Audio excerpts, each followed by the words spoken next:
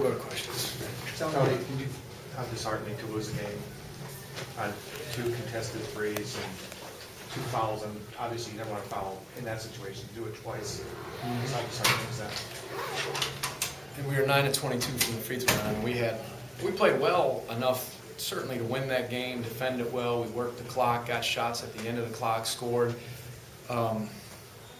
Didn't turn it over, handled the press.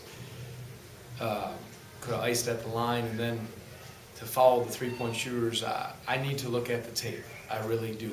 Certainly in the timeout, we said, look, they're up 3. Let's guard the three-point line. Don't foul. All the things you talk about. So that hurts. And they made some bombs, a couple bombs that, we were there. There might have been a defensive breakdown here or there, but for the most part, it was following the three-point shooters and 9 of 22 from the line. When, and that's tough. That's tough. But we move on.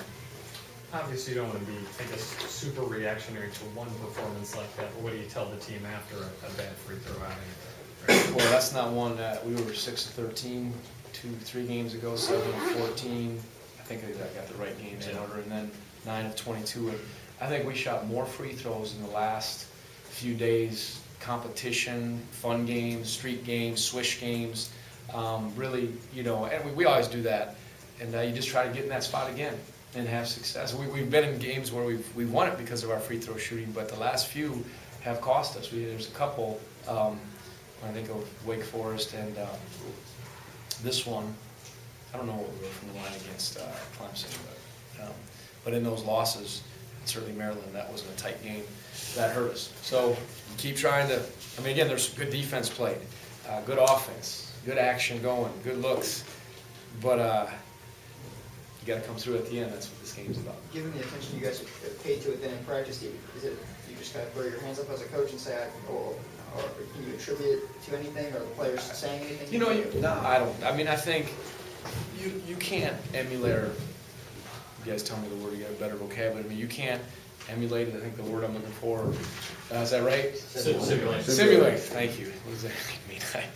I'm a little flustered right now, but you can't simulate that kind of feeling when you step to the line, and you feel certain things, especially for young guys, old guys, it just we started out early missing them, and you could seem like there's a little pressure. You just got to make them. You got to make them to get over that, and it's hard to you play little games that put pressure on them, but no, you don't. You don't throw your hands in the air and say, oh, forget it. Keep shooting free throws. You keep trying to be creative, finding ways, keep encouraging them, find the things you did well, build on it, and there's a lot of games left, and we're trying to be about quality. But and I thought our quality was better down the stretch in terms of the main things we've had some trouble with, whether it's silly turnovers or breakdowns, but it was more just a couple specific things that really cost us. Tony, is there kind of a fundamental rule on defending the three-point shot, particularly late, were there like cardinal sins committed where they did something they weren't supposed to and challenged shots? Again, I need to look at the tape. I need to look at the tape. On the one, the last one, I'm not sure.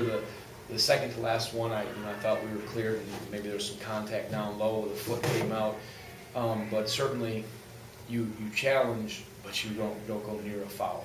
And I don't know. Again, I don't know if there was a lot of contact, but that's a hard way to put a guy. To lose Sam, not only and then did follow Sammy up. got the line, That hurt. Sammy. That's what I was, all right, we're going into overtime. And our guys could have folded their tent because we got down 5, I think, and then they fought back. Jontel made one of the better hustle plays you'll see when he got after that guy to get us a layup and cut it to, was that 1 he cut it to, or was that 2? Terrific play. He had been out a little bit. I thought they were going to zone us because they've been zoning a lot of people, but whether they thought they could guard us or because of our 4 guards, they played a little more man-to-man. And then when they went zone, we had a few more perimeter shooters out there, so that's why Jontel wasn't out there as much, but a heck of a play in that overtime. But yeah, Sammy was playing well, and again, was a threat from 3, and his penetration, and he was sliding well too, so. Thomas is a guy, basically he's a three-point shooter. Yes. That's been his whole career. Did he just make some great shots? He did. Were there lapses? A couple times our hands weren't quite there. We said he's gonna jab, and you maybe got to back up a little, but don't bite, because he's just trying to clear space, and he's got such a quick release. And in the film session, you know, over and over, you showed that. I mean, we made him regurgitate it back to us. What is he? What does he do? And so most of the time, I think there was an effort of putting a hand in the face. One time, I think, it was a big one in the first half. They threw it in the post, and Joe went down to almost like double out, and then they kicked it back out, and he hit a three. But, and he has unlimited range, as a couple of their guys did, which Would it surprise you that Ryan Brown was the guy they had there at the end of regulation? yeah, I mean, he hit the big. I don't know. I gotta see. He looked like a long three. Made his free throws, and yep. I mean, he's a freshman. We got a lot of freshmen out there too, and you throw them in the fire, and hopefully they learn. And he did some good things for them. During the middle stretch of the game, it seemed like Reggie Johnson got going. Was that a byproduct of them hitting threes, and you had to spread out more a little bit? Yeah, you know, we did a good job. Sometimes we double, sometimes we don't double. We try to help what we can get back. They put you in a tough spot. If he's not scoring as much, and Zoo was doing a good job early on him one-on-one, then we could tighten up a little on those perimeter shooters. But when that became an issue, then we had to charge down there. But then momentarily that'll leave three-point shooters open. So it was kind of it's just a mix. You're trying to match up and have off-speed pitches and get them off balance. But Joe goes to the line. He could have tied it up, but it seemed almost fitting today that he didn't make him.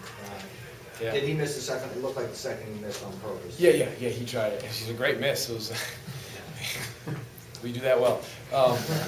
High archer, and it would have been great if we would have had a chance to get an inbounds play, but we didn't. Take one more question. All right, Is there one more. any way you talked about having to simulate situations, even in this league, how do you get ready for a kid who's 6'10", 310? Yeah. I mean, how do you try to prepare guys for that? Well, Coach Williford, 6'6", 2 something, and we use him, but I mean, he's so big, and if he gets, even when you're in position, if he kind of push you back, or he gets a little angle on you, he's tough. And again, we did a great job early on him. I thought Zoo was, Hassan, he was bothering his shots and battling him, but then he gets such deep position, and then we had Hassan out for offensive reasons, and then that one time, it was in the overtime when Will Sherrill was on him, that was, that was a mismatch, and that's where you have to double. So his size is impressive, and he made his free throws, which was important, 17 of 22, 9 of 22, that's pretty easy to figure it out. Thank you all.